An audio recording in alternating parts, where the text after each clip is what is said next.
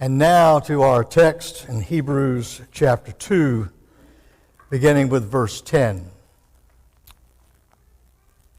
It was fitting that He, that is God, for whom and by whom all things exist, in bringing many sons to glory, we might also read that in bringing many sons and daughters to glory, because the meaning is the same, should make the founder or pioneer, depending on what version you have, of their salvation complete or mature through suffering. Now, the writer of Hebrews is going to move on from this. You know, I've told you several times, Jesus is born, of course, He is perfect as a little baby, but Jesus has to mature. Even Jesus has to mature.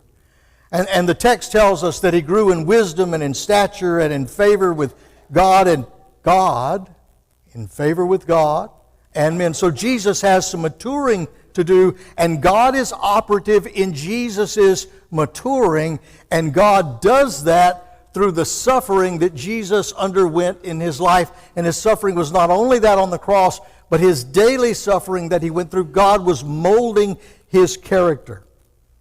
And then the writer of Hebrews says, for He who sanctifies, that means to make holy, He who makes holy, and those who are made holy, that's us, all have one source, and some of your Bibles will have there one family, and now you get the connection between our theme and this text, our theme for the year and this text.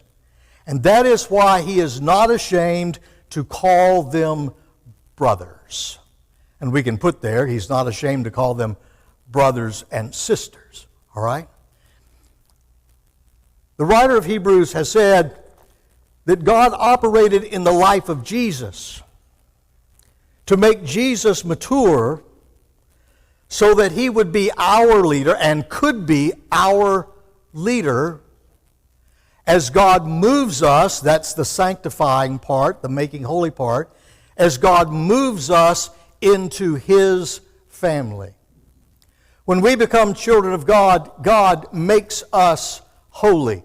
Please do not think that the word holy has to do with your behavior. It does not.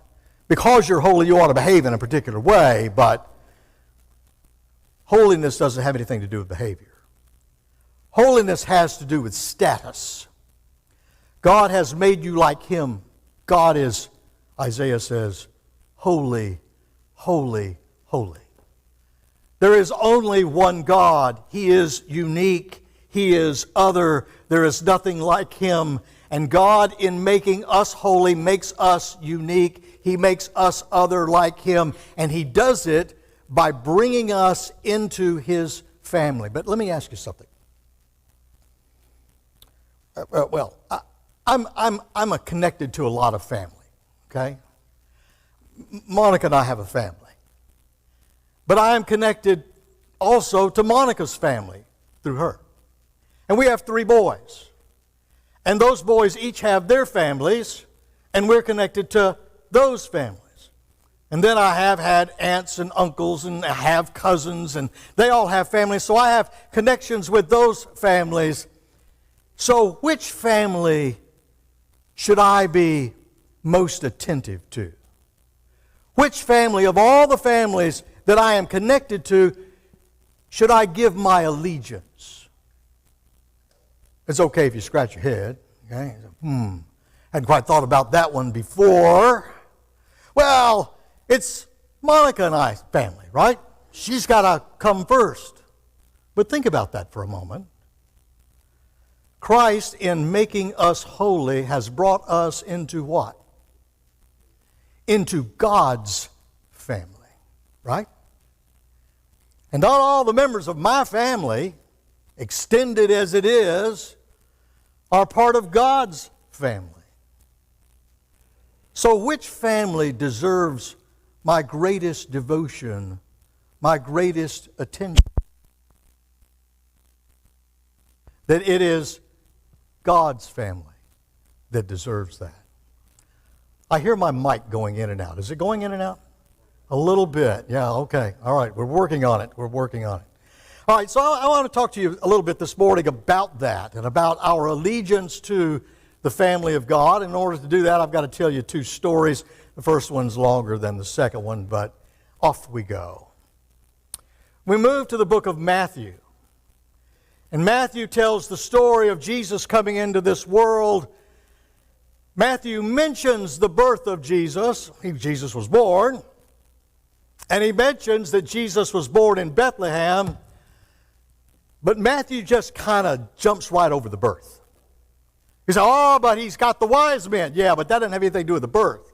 I know at Christmas time, we see all those setups with Mary and Joseph and Jesus in the stable, with Jesus in the manger, and there's the shepherds, and there's the wise men.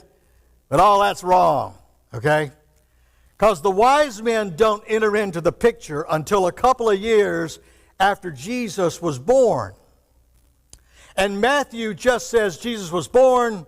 He was born in Bethlehem, and he immediately skips over 2 years, and he moves immediately to the story of the wise men. There are these wise men who come from the east, and they have come to see the King of the Jews, the one born King of the Jews. They've come to see the Christ child, and they go, in order to see the Christ child, they go to the logical place where you would find one born King of the Jews. That's the palace of the king. That's Herod the Great.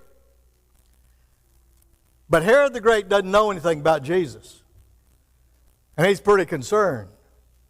Because if there is some kid who is born King of the Jews, that's a rival to Herod. He doesn't take to rivalry very well.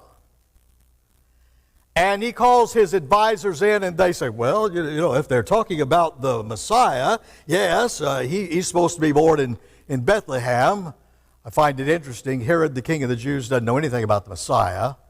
And the people who advise him, who are supposed to be knowledgeable about these things, they don't know that the Messiah has come. They just say, well, if he's going to be born, he'll be born in Bethlehem. So Herod sends off the wise men to Bethlehem, and he says, now when you find him, you come back and you tell me about it so that I can go and worship him. He's a liar. He has no intentions of worshiping Jesus. He has only one intention, and that is to kill Jesus. And so the wise men go and they find the Lord, and an angel warns them, don't go back to Herod. He doesn't really want to worship Jesus. And another angel warns Joseph and Mary, you guys got to run. Go down into Egypt and stay there till the danger is over. And so they go there and they stay there until Herod the Great dies about 4 BC. So now you got to do a little calculation about how old Jesus was, all right? He's been born before 4 BC. By the time he gets back into Judea, he's going to be what? He's going to be nearly 12. Enough years have gone by. Doesn't that change the story a little bit for you? Okay, so Mary and Joseph, Jesus, they go down to Egypt till Herod the Great dies. Herod the Great dies, and his son Archelaus, or Archelaus, I learned it as Archelaus, but I get confused about it these days, so you stay with me. I'll probably use both of those names, all right? Until Archelaus, he is appointed king of the Jews because Herod leaves his empire to Archelaus. And Archelaus promises the people, I'm going to rule you differently than my father ruled you. I'm going to take it easy on you. I'm not going to tax you. I'm not going to work you hard. Everything's going to be a lot lighter than it was when my daddy was in charge. And folks take advantage of that. They begin to think that Archelaus is a pushover and that they can live any way they want to. And Archelaus decides that in order to teach the Jews a lesson, that he'll just kill a bunch of them. So he sends his soldiers out, and at Passover time, you cannot imagine any greater mistake on the part of a politician than this. At Passover time, his soldiers killed 3,000 Jews. And that results in two things. First of all, it results in an insurrection. There are hundreds and thousands of Jewish people who revolt. And secondly, it results in a delegation of Jewish people who decide we will do it the right way. We will go to Rome and petition Caesar to take Archelaus off the throne. So those two things. The captain of the army of Syria, he's actually in charge of all of Palestine. The captain of the army of Syria gets his army. He goes down there and he puts down the insurrection. And he sends a bunch of the insurrection people, the rebels, to Rome to be tried. And incidentally, among those people are some of Archelaus' relatives. Okay, you got to remember that. So they go to Rome to be tried.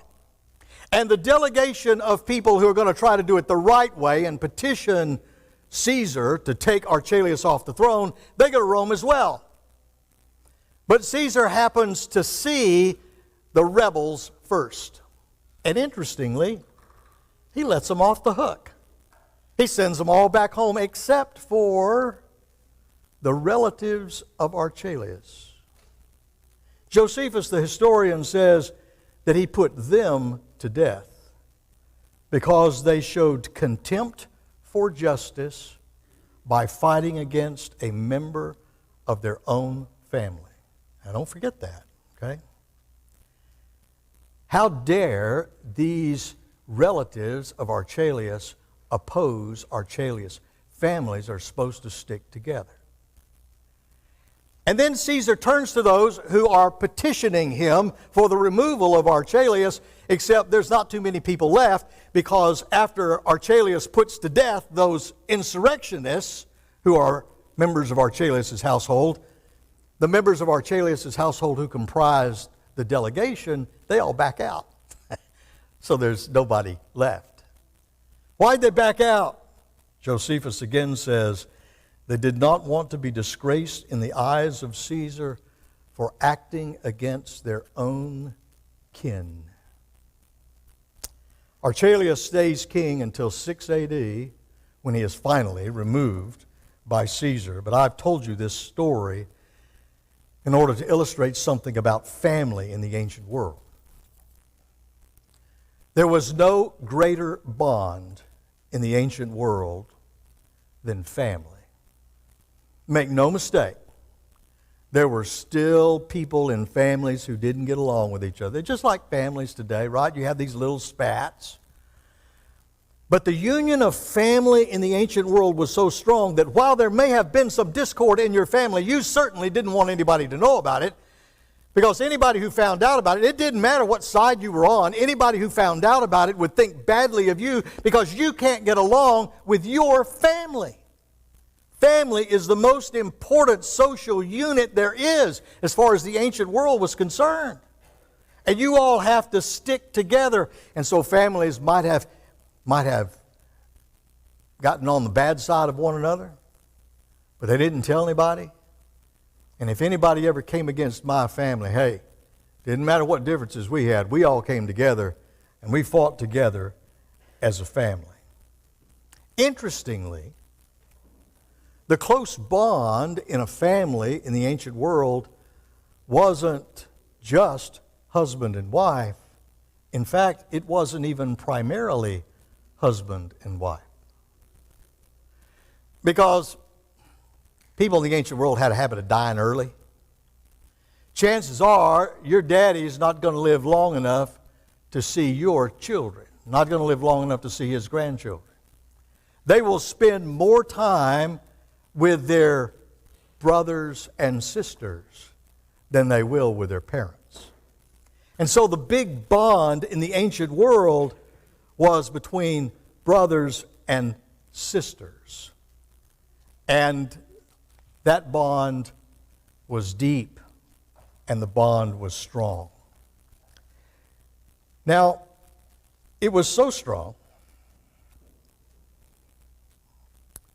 that sometimes it caused people to do strange things. We think it's strange. And that brings me to my second story. It's a shorter one. Herod the baby killer was married 10 times. You can see he wasn't terribly attached to any of his wives. Okay, we think the strong bonds between husband and wife, but Herod the Great, not so much. He got 10 wives, maybe more, but we know the names of 10 of them. So he's not attached to too many of them, except for one. And he is so attached to that one, Miriam, I think was her name. He married two women named Miriam. But he's so attached to this particular one that, again, Josephus the historian says he loved her beyond all reason. What in the world does that mean? He was smitten by her. He was struck on her. And we would imagine that Herod would put her above everything else. He probably said to her something like, I love you so much, I'd give you half of my kingdom. I'd give you all my kingdom. Whatever you want, baby, it's all yours. But Herod had a sister by the name of Salome. And Salome did not like Miriam. And so today, what would happen if your sister didn't like your wife or didn't like your husband? Well, you don't have to live with them, right? You're not married to them. And what business of it is yours? And besides all that, I love them, I'm married to them, you're out. But that's not the way you did it in the ancient world.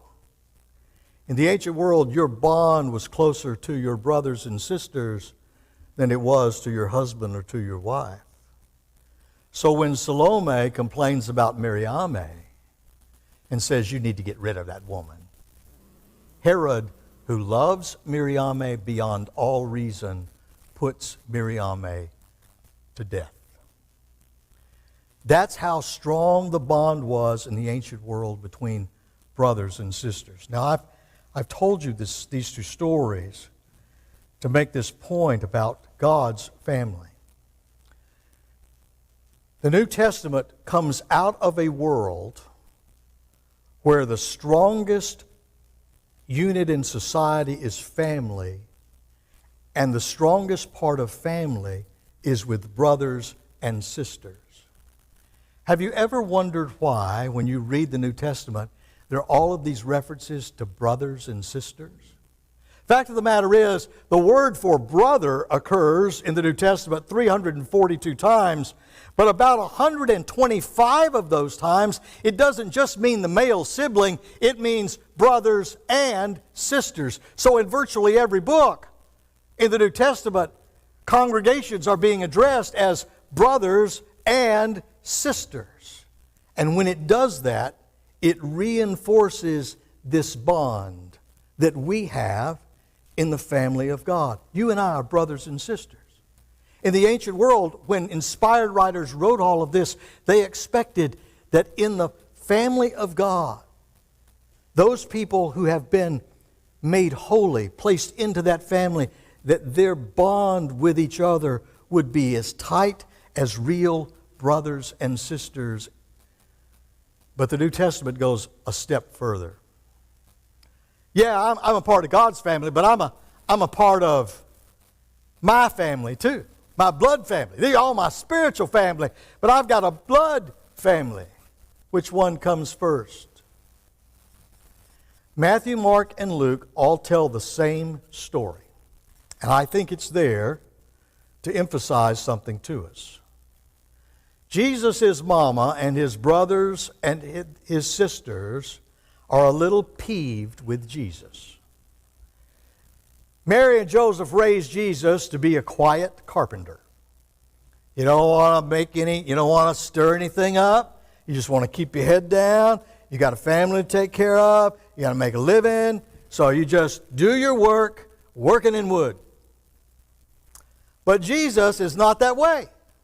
Next thing you know, Jesus is out, he's preaching, he's drawing crowds of people to him, he's healing people. Thousands of people are coming from all over Judea and Samaria and Galilee, all of them just to see Jesus. And Mary and Joseph and Simon and Judas, the brothers of Jesus, they're all a little embarrassed.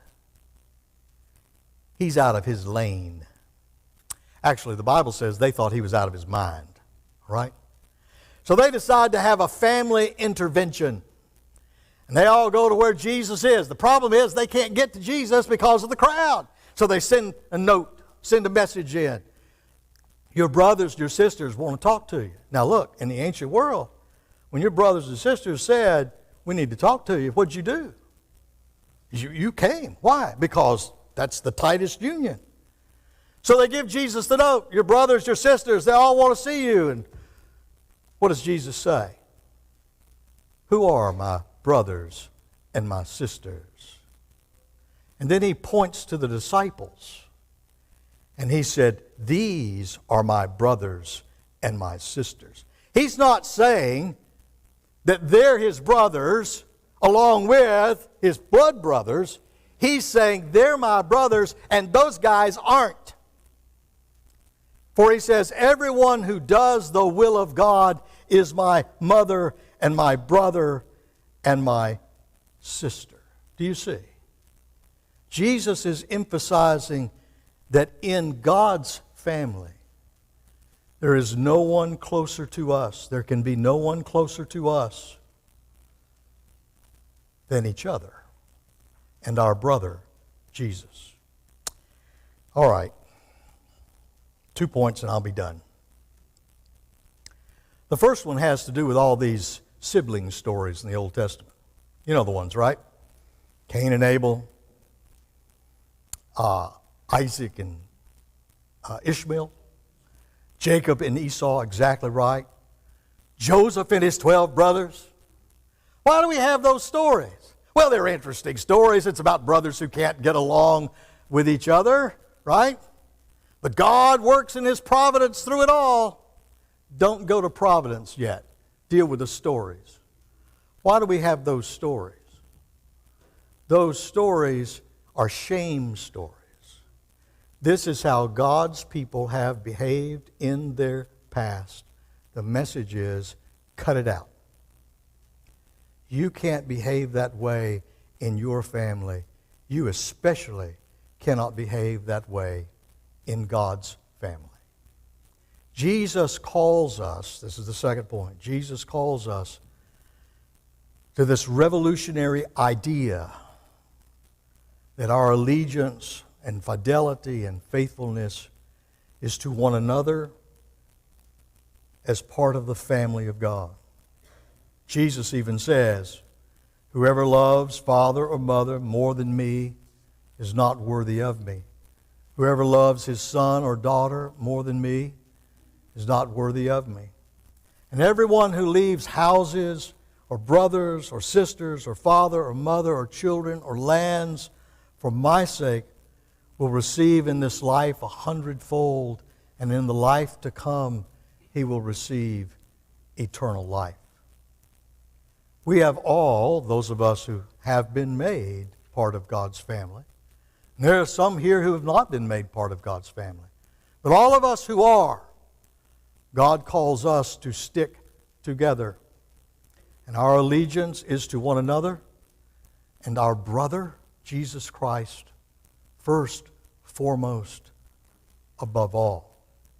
Because we are family, we treat one another as family.